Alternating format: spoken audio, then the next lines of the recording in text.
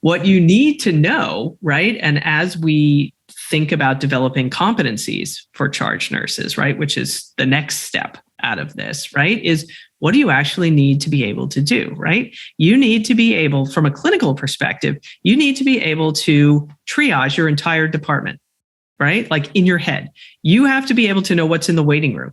You have to know what patient in your department can be pulled out into the hallway so you can take that sick patient from the ER and put that in there. You need to know, do you have a tech or a float nurse who can go and get that patient started, because the nurse who has that section is dealing with somebody who's going down the tube, right? But it's the only bed that can be, made available, right? That type of situational awareness takes a long time to get good at. Hello, and welcome to the Art of Emergency Nursing podcast. This is where we share stories for inspiration, entertainment, and encouragement, because we all know emergency nurses have the best stories.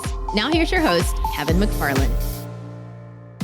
What's up, y'all? Kevin McFarland here from the Art of Emergency Nursing, and thanks for listening to the podcast, and thanks for taking the time to download this episode. If you haven't done so already, please do me a favor. Go to Apple iTunes.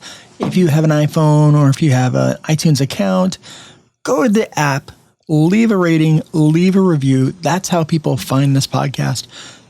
And it's been a minute since I've had a review. So if you did that, that would make me feel 100% better. And, I'd really appreciate it. So if you have time, go do that. Jump on iTunes, leave a quick rating and review, make it a 5-star review, and then say something nice about the podcast. All right. I have a great treat for you guys this week. I have for you this week another episode with my friend and your friend, Dr. Lisa Wolf, the amazing Dr. Lisa Wolf. She is going to talk a little bit about a paper that her and her colleagues just wrote, talking about the charge nurse role and the importance of the charge nurse role and what we need to do to support that role. If you are a charge nurse, if you're a relief charge nurse, former recovering charge nurse, or anything in between, you are really going to dig this episode. This episode is some of the cutting edge research that ENA is doing to kind of learn more about nurses, emergency nurses, and the roles they play. And what we find out is the charge nurse is a pretty darn important role. My guess is you probably already knew that. You didn't need a research study for that. But you're really going to dig this episode, and it's always great to have Dr. Wolf on the podcast. So enjoy this episode with my friend, the amazing Dr. Lisa Wolf. Oh, and as I always say, the views and opinions that are expressed on this podcast are mine and my guests alone. They don't represent our organizations that we work for, our employers, or anything. It is just our opinion. And that's what you're going to get today in this podcast. So don't forget that. Okay, now enjoy. This is Kevin McFarland, and my guest today is the amazing, the one, the only, Dr. Lisa Wolf. And we are going to talk a little bit about a study that she and her colleagues did looking at the charge nurse role, particularly in the emergency department. And I was really excited to see this study because I think the charge nurse is such a key role in everything that, and it's something we don't do well. And you and I have had this conversation a couple of times because I teach a charge nurse class that I teach every month that is, all about kind of getting ready for charge nurse. And there's a disconnect, and we do some training, but there's a disconnect between the training they get and the perceived training that suddenly you get the keys to the kingdom. Suddenly you get to be the one in charge and lead the charge. When maybe they need a little more. So we're going to spend some time talking about the study. It was just published. It was just published in the Journal of Emergency Nursing. And is there more coming to that study? We'll get to that. We'll get to that eventually. But tell us a little bit about the study and what you found when you guys dug into the charge nurse role when it comes to emergency nursing. Yeah. So like a little background, this study comes out of our theory of bullying, right? So I know we've talked about bullying in workplace in emergency settings, right? So this comes out of our theory study, which identified the charge nurse as a really pivotal like pain point, essentially, right? Like, so if the charge nurse has the ability through the function of nurse patient assignment, right? So that if the charge nurse is assigning patients to nurses, the charge nurse can use that power for good or evil, right? So the charge nurse can assign patients to nurses that is congruent with their experience and ability and capacity, right?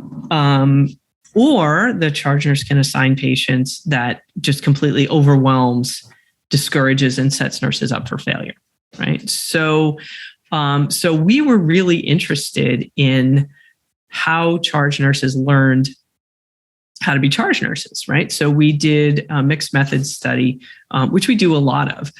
So we sent out a survey to all our members asking questions about, what are the expectations in terms of education or experience for the charge nurse role? What do you think people need to know?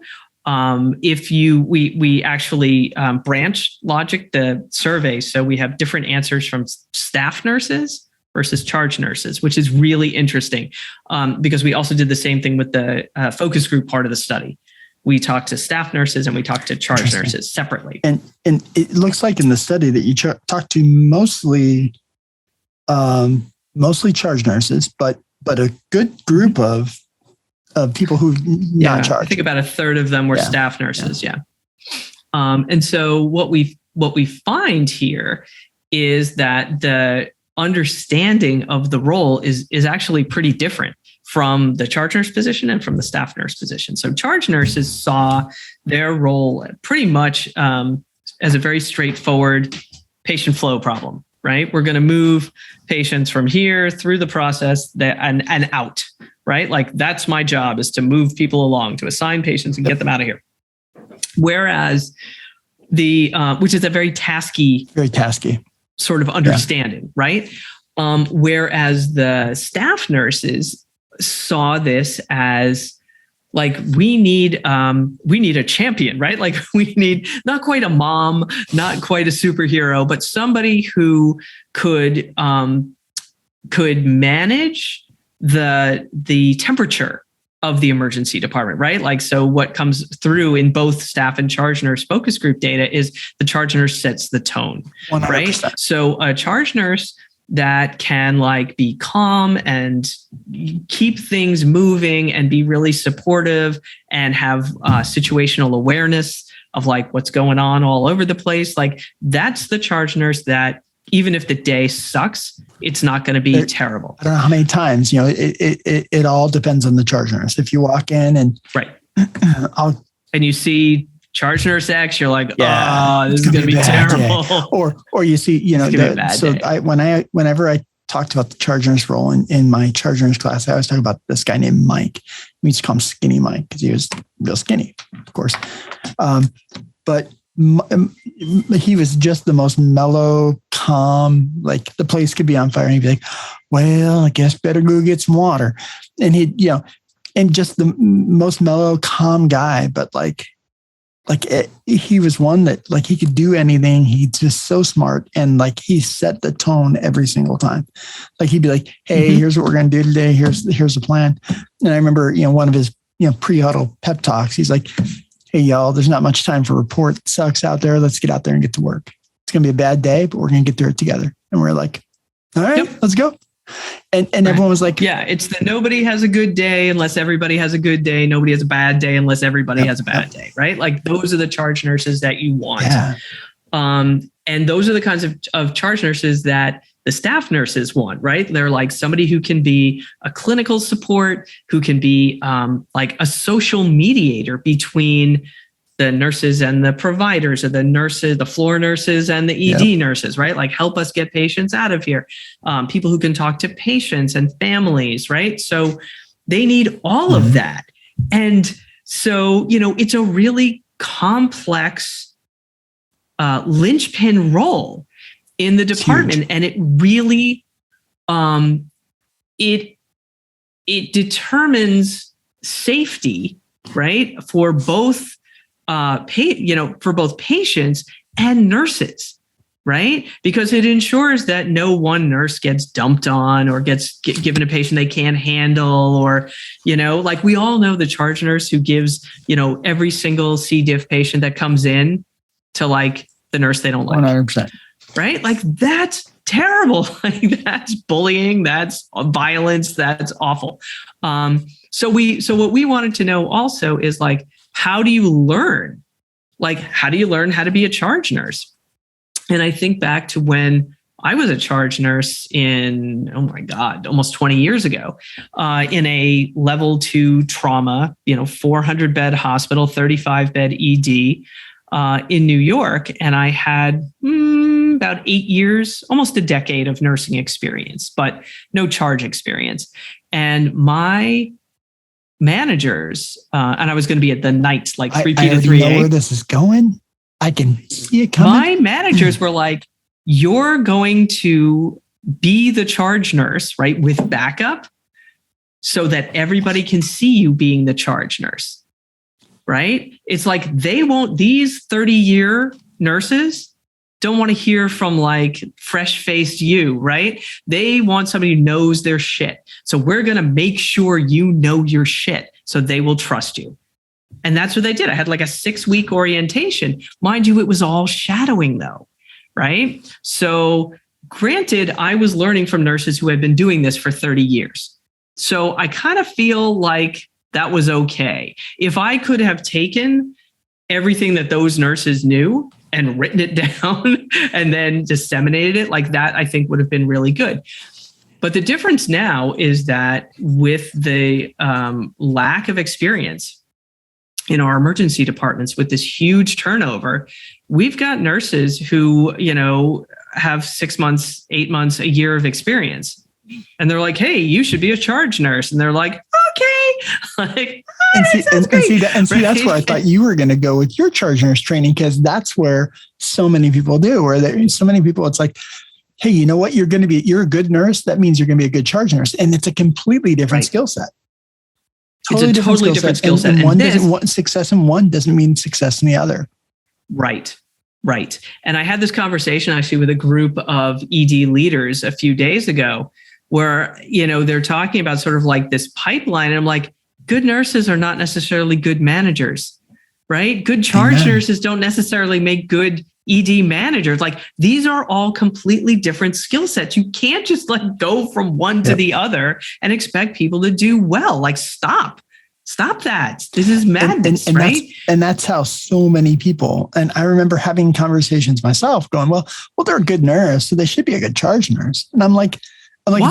It's a different skill set. And I remember in a set of interviews that we were doing an interview for a charge nurse position. They're like, well, she's a really good nurse. I'm like, that's fine. She's a terrible leader. And I go, and as clinically strong as she is, and certainly you want your charge nurse to be clinically strong. It's not the main thing you need from your charge nurse. Like, right. Well, yes and no. Yes and no. It has to be like clinical expertise is critical, but it has to be kind of bracketed and supported by the ability to lead. Yeah. Right. For exactly like you're telling me about Skinny Mike, right? That's how you lead. Exactly. Rather than react. Exactly. And so many times we see it that people don't get that extra, people don't think about that. They just think, well, clinically strong, good to go. And right. All because they're thinking of the charge nurse role as a task. All you have to do is just put patients in rooms, right? But that's not true. What you need to know, right? And as we think about developing competencies for charge nurses, right? Which is the next step out of this, right? Is what do you actually need to be able to do, right? You need to be able, from a clinical perspective, you need to be able to triage your entire department, right? Like in your head. You have to be able to know what's in the waiting room. You have to know what patient in your department can be pulled out into the hallway so you can take that sick patient from the ER and put that in there. You need to know, do you have a tech or a float nurse who can go and get that patient started, because the nurse who has that section is dealing with somebody who's going down the tube, right? But it's the only bed that can be made available, right? That type of situational awareness takes a long time to get good at. It's a long time. Right? And because so what we found, and when we said, hey, how did you get trained for your job? Right? The a full third of the charge nurses said, I had literally no training. They said, you're the charge nurse. Nothing. They're like, oh yeah, you're a good nurse. You'll figure it out. Yep. Right. So we have in this critical, pivotal, safety focused role, we have people who are not trained at all, like not even a little bit. Right. And they don't even have enough nursing experience to know what they don't know, which is terrifying. Right. Talk about setting people up to fail. A big right. way. The other 2/3 talked about talked about shadowing. Right. Oh yeah. Well, I shadowed another nurse. Really? For how long? Shifts. Two shifts. Something like that. Yeah. I mean, I could ask where there was a book, right? Like where things were. I'm like, okay, so who taught you how to assign patients? Well, nobody. I just put them in the open bed. One of the most critical things that a charge nurse does is that nurse patient assignment. It's one of the most critical things a charge nurse does, and there's no training for it. Like there's almost no training for it. You're like, that's right. And it's kind of funny because when you think about, and I've done this in my charge nurse class, almost every time I've done the charge nurse class, I ask the question, I talk about, hey, you know what, as a charge nurse, you're going to be assigning patients to, you're going to assign the patient to the nurse. I go, how do you, and so I always ask the question, I go, how do you think we do that? What do we base that on? Mm-hmm. And then, they're in a charge nurse class. They're like, well, you got to look at the acuity, you got to look at the staff experience, you got to look at this, you got to look at that. And how do you really do it? All those are really good things. And I go, how do you think the staff think you do it? And they're like, yes. And I go, I'll tell you how the staff think you do it. They're like, hey, that bed's open, put them in that bed. And that's exactly what we found in the study. That is exactly what we found in the study. Sometimes that's what we do. Been there, done that. Sometimes we're like, hey, it's the only bed, it's the only patient. Let's hear a perfect match. Right. But the good charge nurses would be like, I got this bed, but I don't get the nurse that can take care of that patient. Right. So there's a big disconnect. I have had my best charge nurses have been the ones who are like, okay, look, I understand you have the only open bed. I'm really sorry. I've started the patient, right? I've lined them, labbed them. I used to do that myself as a charge nurse. Sorry, like all you got to do is check in on them, right? My worst charge nurses, I turn around, I'm like, motherfucker, you put 3 patients in my section and didn't even tell me. I don't even know anything about. Oh well, I brought them in from the waiting room. What's wrong with them? They're all 3s. It'll be okay. They're all 3s or C's is what we call them. C. Oh, they're all C's. They're fine. You're like, nope. Nope. That's not going to work. Nope. And that, that's not safe at all for the patients. That's not safe at all for the nurses. I think more, I do some expert witness work, and I'll tell you, I am so much better at writing notes now. I am so much better at assessing risk in a department. Like imagine this, right? So imagine you're an attorney of a patient who's had some kind of adverse outcome. And you look at me like, why did you assign this very sick patient to this nurse with 2 months of experience? Right? Oh, well, I mean, the bed was open. Really? And now you get so really, how do you assign patients here in this emergency department? Right?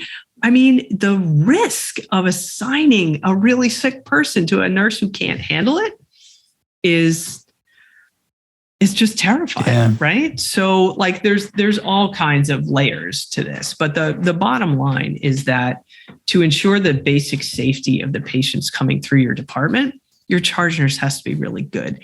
And the thing is that the charge nurse occupies this really liminal space, right? Because they're more than staff, but they're less than management. Right? They don't go to the managers' meetings. Like maybe they go to a charge nurse meeting, right? But then they're really talking about like this policy or that policy, or why aren't we ever getting lunch, or, whatever. So we give them this really important role without any authority. We give them this really important role without any training. And we expect them to literally make the emergency department run. Right. And on top of that, there are places like in the study, we also asked about additional responsibilities, right? Like, this is such an important job and this job requires so much mental effort. You shouldn't have a section. You shouldn't be doing triage. Like, you've got to be kidding me, and you hear, like, I know in one ED that I used to work in that I quit for ethical reasons, regularly the charge nurse would have a section and be triaging and be in charge of the department. I'm like, that's impossible. You cannot do that. A lot of times in the ER I worked in, the triage the charge nurse did ambulance triage. Like, if the ambulance was coming in, they'd be the ones to figure out where they need to go and triage. But that's assignment, right? But also, like, you can't, depending on, when you do that, like, that bespeaks kind of a sizable emergency department. Like, what's going on back over there? Well, you're focusing on, weak and dizzy there in front of you, right? Because now you're triaging people based on what spaces you have rather than what's actually wrong. Which is a lot of what a lot of people do, unfortunately. Right. Like, don't have a bed. You go to the waiting room. We talk a lot about this. I used to do a talk about triage but for a long time. I gave a talk about triage, talking about the different types of triage and this idea that when the charge nurse does triage, they're totally triaging the department, right? They're not triaging the patient at all. And I didn't realize at that time I was giving that talk that, like, triage nurses do that too. But that sort of like the goal of the charge nurse is to move things through, and the goal of the triage nurse is to assess for acuity. And those two things sometimes come into conflict. Yeah, for sure. Charge nurses should not. Okay, I'm going to say this, like, blanket statement. Charge nurses should be in charge. They should not be triaging. They should not have a section. They should be focusing on the responsibilities of the charge nurse. Amen. Amen to that. Yeah. Now, I remember when I was a fairly new nurse, and one of the things that I loved about going to the ENA conferences is anytime you go to a conference, you find out, like, you're about as screwed up as everybody else, right? You find out. Yeah, it's comforting. You're like, it's not just us. We're not the only ones that have hall beds and, difficulty doing this or difficulty doing that. Oh, it's not just us. Oh, that's fabulous. But I remember one time going to one of the first ENA conferences I went to. And I remember going into a room, and they were doing, and it was from like some like Ivy League school hospital, right? Like, I was like one of those names where you're like, wow, that's probably, they probably got their poop in a group, right? They probably got their shit together, right? And you just kind of make that assumption based on the name of the college that was associated with this emergency department. I did anyway. And I remember them doing a talk, and they're like, y'all, we got this figured out. We realized that having a dedicated charge nurse, not just saying, hey, Bob, you were here first today, you're going to be in charge. Not having a dedicated charge, having a specific role for charge nurses that you have to apply for that role. You don't just get to say, hey, today you get to be in charge. Having a dedicated person in that role. And they were like, oh gosh, it makes all the difference in the world. And I remember thinking to myself, from our little ED, now I say little ED, it was a level 1 trauma center that was, pretty good place.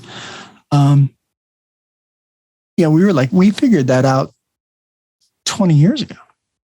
Like, we figured that out a long time ago.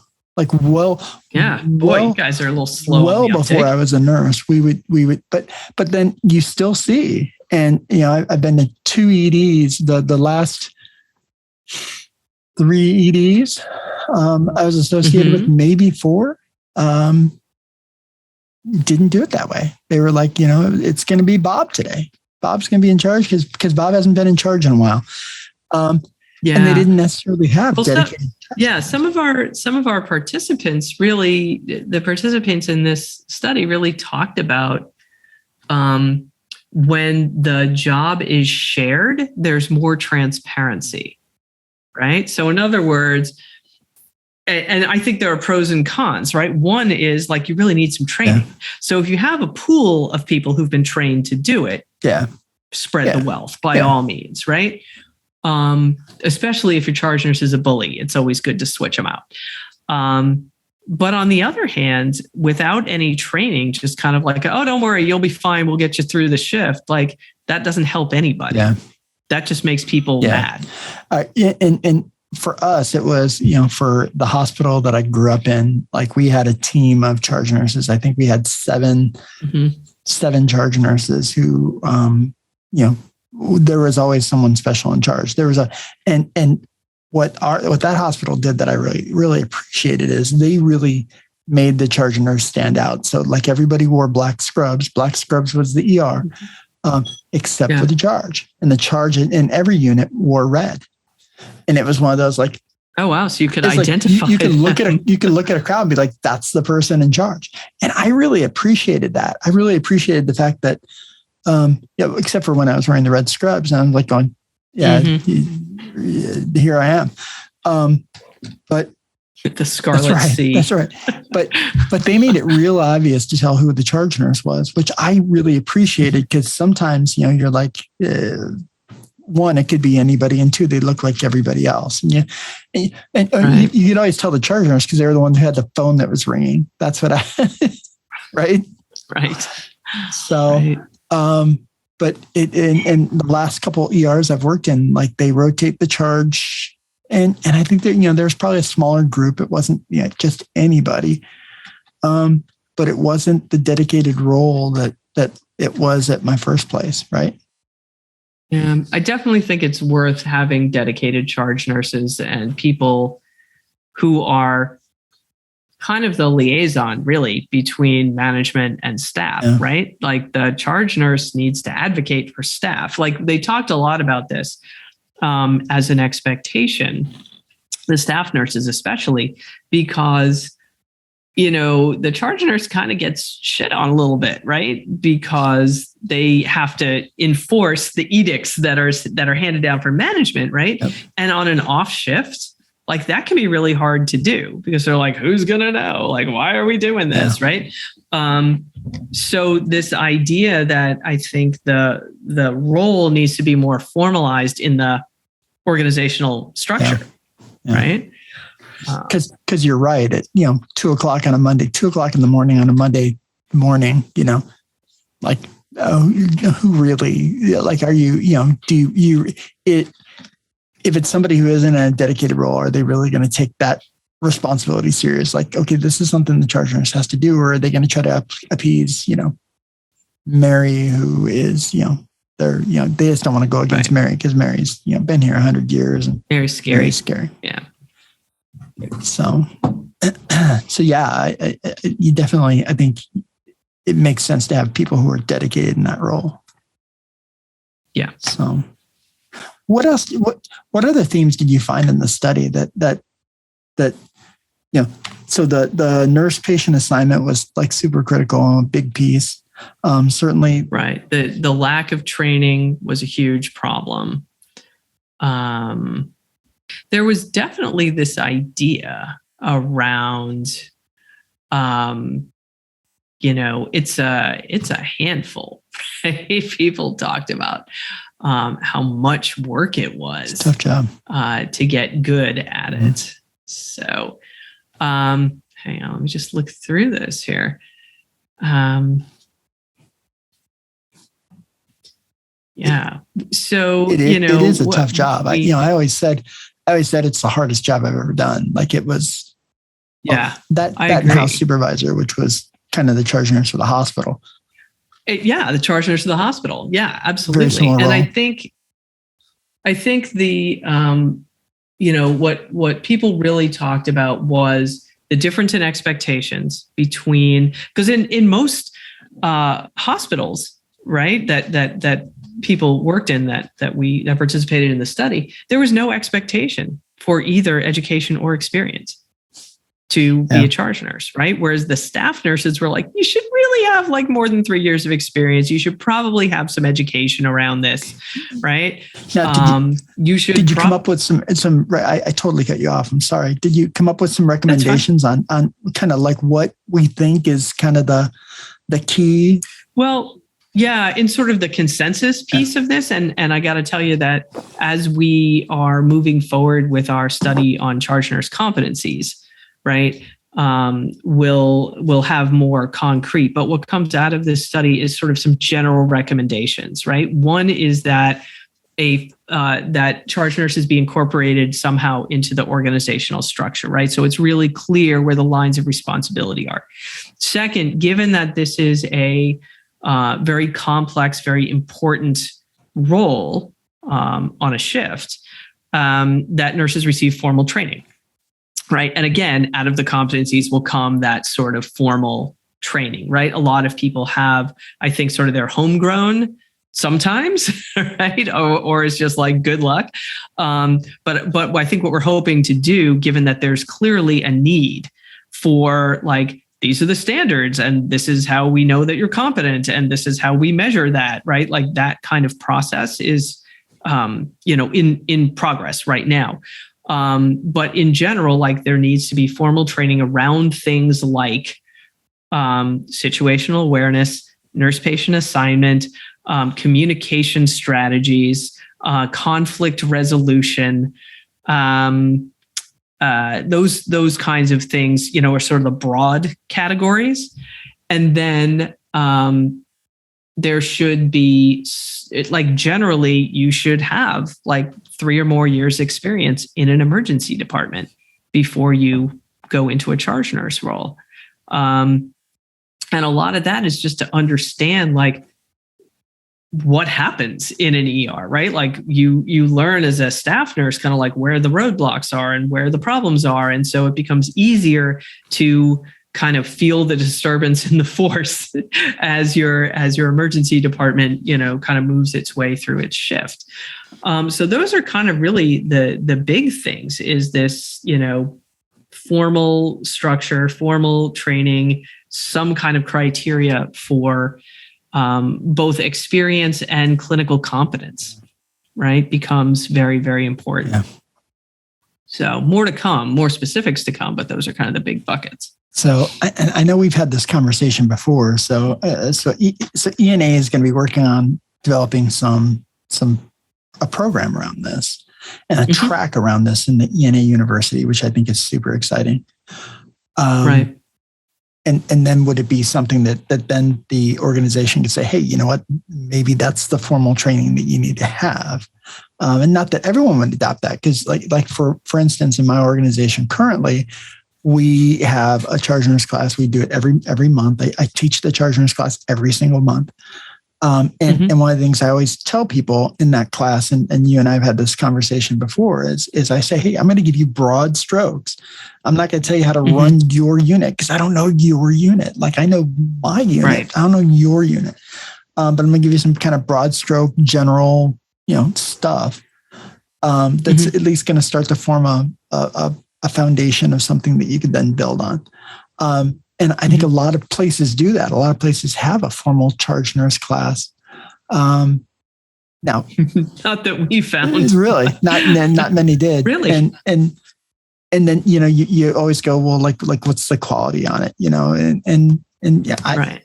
Well, I think any kind of housemaid process tends to reflect the needs of that institution rather than what the evidence suggests. Okay. So what we're trying to do here, this is what we did with the residency. This is like what we're trying to do with, charge nurses. We'll end up trying to do it with triage, right? Is to say, okay, here are the studies that have been done around this. Here's what those studies suggest. Here is a fairly rigorous initial process of competency development and validation that we think is a good start. But this is all evidence-based. This is not stuff that we said, hey, Kevin and Lisa are sitting in a closet Kevin and Lisa sat in a room and figured this out. Yeah. Right.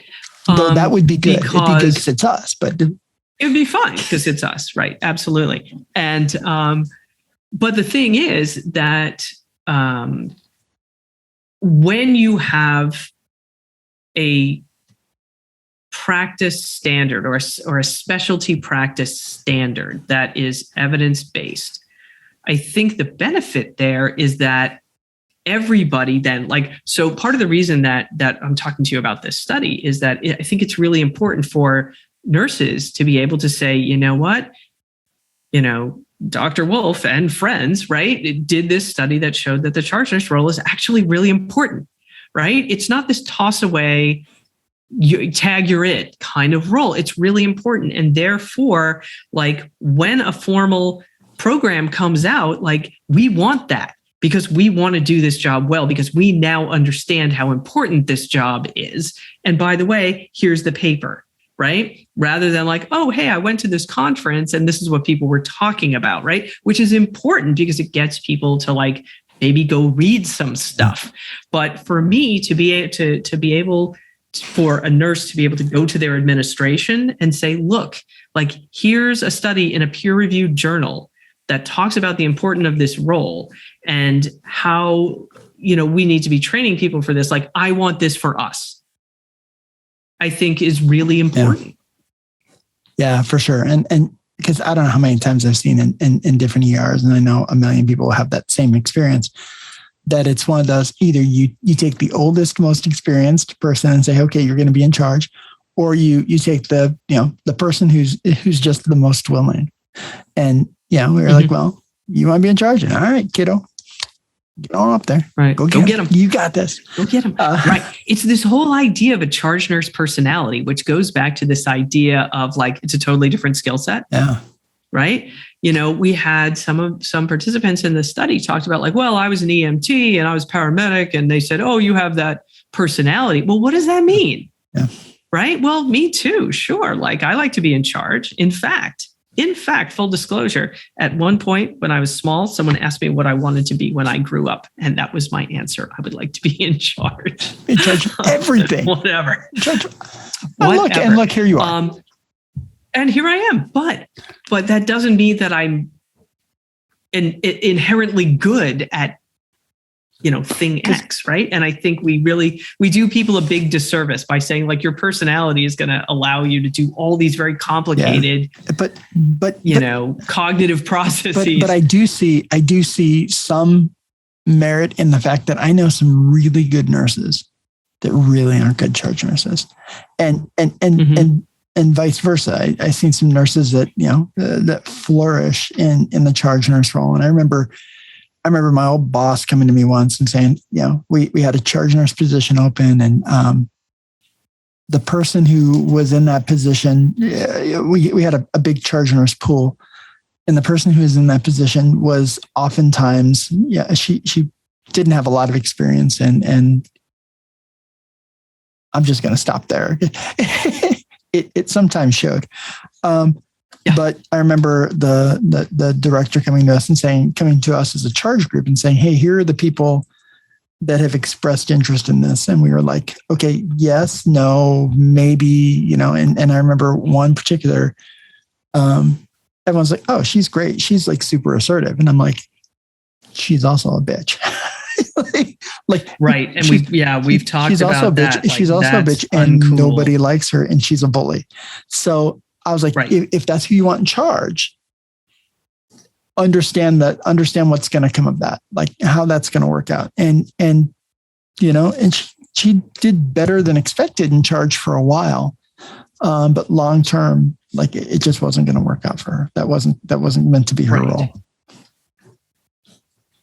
So, yeah.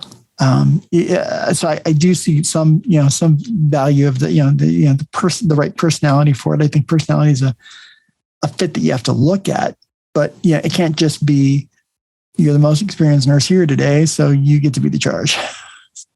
Right, because that can mean like you have 3 minutes more experience than this other person who's in triage. Yeah.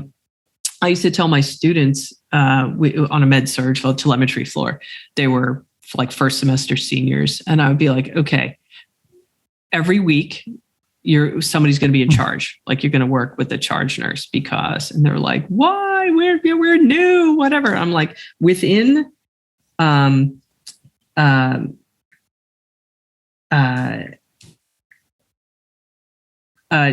6 months of hire, somebody will call in sick and you will be in charge. Yep.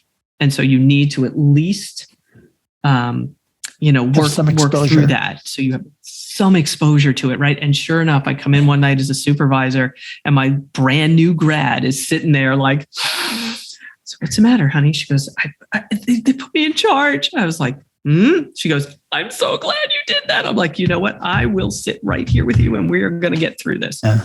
Right. And so we went through all the decisions. Right. And she was great. She was freaked out the whole time, but she did it. Right. She did it okay. But again, imagine doing and that's a floor where you can close the doors. Yeah.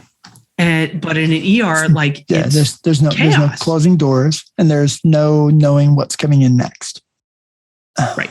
And so just the ability to function amidst that chaos and be able to make logical, good clinical and social decisions requires it takes training. A special person and then requires training.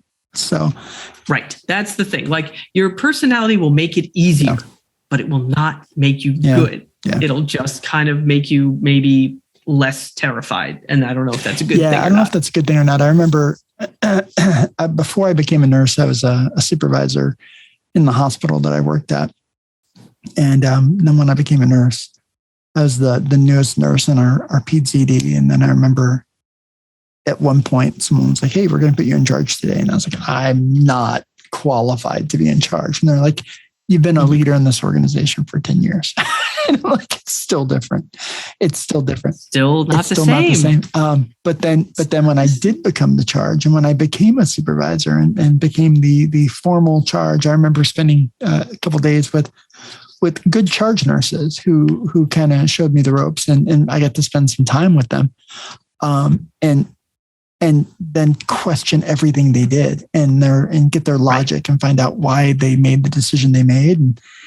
And one of the directors I used to work for, and who now is a COO of the hospital, one of the things he used to always tell me that I think is so critical is he's like, you got to know your people.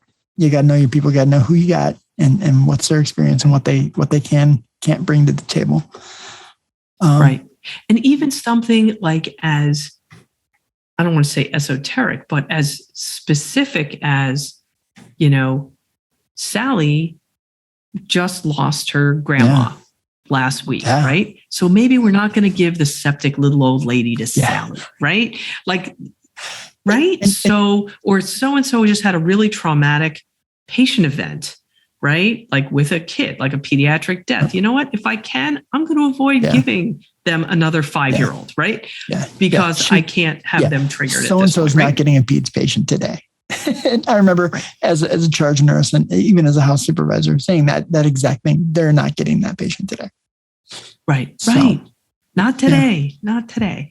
Yeah. And so that depth of knowledge and that understanding of not just the clinical state of the patients, but sort of kind of the emotional state of your nurses, right? And you can't, and I'm sure people are rolling their eyes, right? Be like, well, suck it up. That's why you're here, right? Well, yeah, but do you want to be the charge nurse who's like, hey, suck it up, that's why you're here? Or do you want to be the charge nurse that people will walk through hell in a gasoline shirt for, right? Because you took the moment to say, you know what, I'm not going to give that patient to this nurse today. One of the things I've been lucky in that I've worked with amazing charge nurses from all my career. There's been great charge nurses that I can think of that I think you look back and I think, I learned something from them, whether they realize they taught me that or not.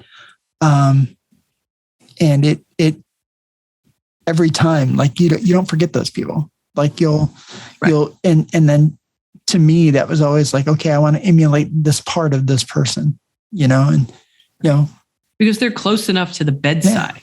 Right? It's not like, I had this fabulous nurse manager, right? Like your charge nurse is working next to you, ideally. Yeah. And And one of the things that we did as a charge nurse is we would always spend, there was oftentimes, if there were 2 charge nurses in the department where we had, 7 charge nurses. If there were 2 charge nurses scheduled during that day, 2 supervisors scheduled during that day, well, then someone was going to be a staff member, and they were going to just take a patient care assignment. And a lot of times, a lot of people would be like, well, okay, well, I'll take trauma then. Then I'm gonna be the trauma nurse today, or I'll take triage. And they usually would be like, okay, well, we're going to put Kevin up in triage, which I loved. I was like, sure, great, okay. And they were like, and then we have somebody who can kind of look after the front end, right? Or the flip side, look after the back end if they're trauma. But one of the things that was always important too is to be like, but occasionally as a charge nurse, you just need to take a 4-patient assignment, a 4-patient / 5-patient assignment, depending on what you had. And just to remember what it's like in that role, like in the 2 pods that we had 2 pods that we would mostly fill, and be like, okay, no, you got to take an assignment there. You go take a 4-patient, 5-patient assignment and just be a nurse. And that's really important. And people participating in the study talked about that too. Like, you shouldn't forget. Like some charge nurses are saying in our department, that's exactly what they do. Everybody has to take an assignment like once a week or something like that, so that you remember. And the staff nurses were like, yeah, we really want them to not forget what this is like, right? Because you figure like they're sitting at their desk, they're not doing anything, they're whatever, right? So again, that understanding of what like you can't be sitting there on your phone while your department is in flames, In the study that you guys did when you were doing your in-person interviews, is there anything that surprised you? Anything that you were like, wow, didn't see that coming? I think that the thing that we were really surprised at was the huge disparity in the understanding of the role between the charge nurses and the staff nurses. Like the charge nurses, again, like a lot of them did talk about these other components, these social components, these clinical components, but a lot of them are just like, my job is to get people from here to there. And the staff nurses like saw a much richer, more nuanced, supportive role. So that was a little surprising, right? That sort of the charge nurses were like, oh yeah, there's no expected experience. There's no expected education. Like, it's fine. I have the right personality. The staff nurses are like, no, we need people with experience and knowledge and stuff like that. So I don't know whether it's like the Dunning-Kruger effect, right? Where like, oh, I could be a great charge nurse. I don't know anything, but I've got this personality. Whereas the people watching that happen are like, no, it's not going to work. Don't do it. Right. So I think that staff nurse understanding of the role is closer to what's needed. I remember as a new nursing instructor, and I asked the students, I said, what kind of nurse do you want? What do you want to be? What kind of nurse do you want to do? And, they'd say something, invariably they all want to be Pete's nurses. Right. So to start, but and I remember one nurse going, well, I was like, what kind of nurse do you want to be? She's like, I want to be the charge nurse. I'm like, for what? Like, what kind of charge nurse? She's like, any charge nurse. Just want to be a charge nurse. And I was like, oh Lord, good luck with that. Yeah. Let me know how that works out. Yeah. I'll tell you, I love being a charge nurse because I'm pretty good at being in charge. Yeah, right? Yeah, I like being in charge. I thought it was one of the funnest. I like being a supervisor for the same reason, right? It's like, oh, look at all these problems that I can solve here. It was like, that was one of my favorite roles, was the house supervisor role, because it was just such a cool job. It was, the charge nurse of the hospital, really, and yeah, I thought I had fun in both those roles. Was it stressful? Yeah, sometimes. Was it hard? Yeah, all the time. But at the end of the day, you're like, I made this ship better. Yeah. And right. Or you know what? I couldn't do anything, but nobody died. Yeah. You're like, well, if we all get out of here in one piece, we all get to clock out. All get out of here alive. Reasonably at a decent time, then we're doing okay. So, what advice do you have for brand new charge nurses?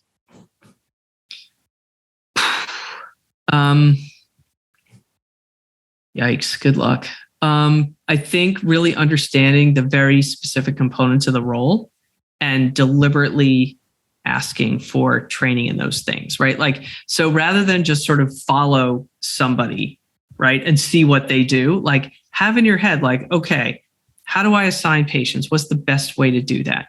How do I navigate conflict with the floors, right? How do I work with the triage nurse to decide like who comes in, right? How do I use my understanding of policy to resolve conflicts with providers, right? Like very specific understanding of the components of the role, because otherwise, like the role is what the person who you're shadowing makes it, right?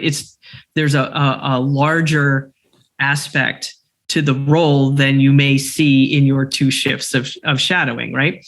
And there's some stuff that you can pick up along the way because you won't come across it, right? Like weird stuff, but like those basic role functions of assignment, conflict resolution, clinical support, and patient flow management, right? All of those buckets, like you need to have a good understanding of what those mean. I got to tell you, even if you only get like a couple of shifts of it, like you have to have a sense of what the structure looks like.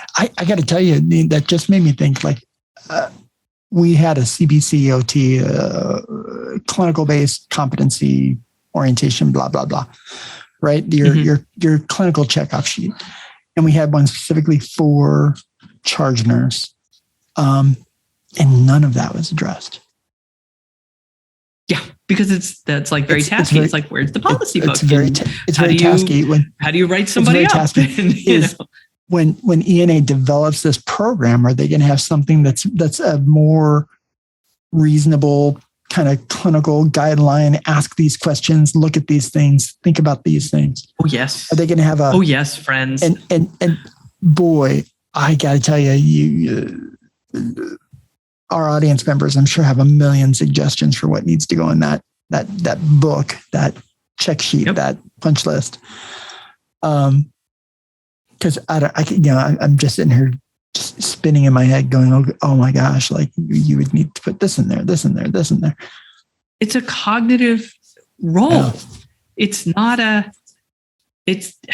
God, I don't even know how to like fully explain this. Like there's so much you have to hold in your head. There's so many interlocking pieces that are not just logistical, that are important to make the logistics work, but it's the social understanding of what that role entails that's going to make it work or not. And right. The charge nurse sets the tone. And that's going to be the hardest piece to teach, is that social piece. Of course. But you have to try, right? Like you have to at least show people, in an organized, standardized way that you can measure on the back end. Yeah. Right. Well, holy cow, this has been great. I can't wait to see the program when it comes out, when ENA is rolling this thing out. I think that's super exciting. And I hope it's something that gets really widely adopted.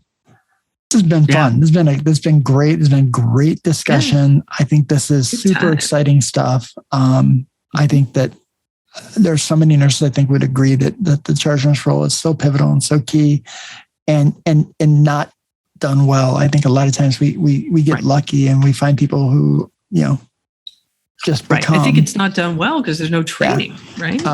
We did, even when we did training, for the charge nurse class, like in my organization, we did training for the charge nurse class where we, did a charge nurse class every month. It was an 8-hour class. You spent the whole day with me and my friends, and we would tell you all these cool, here's some theories, here's some stuff on being in charge, and here's some things to think about.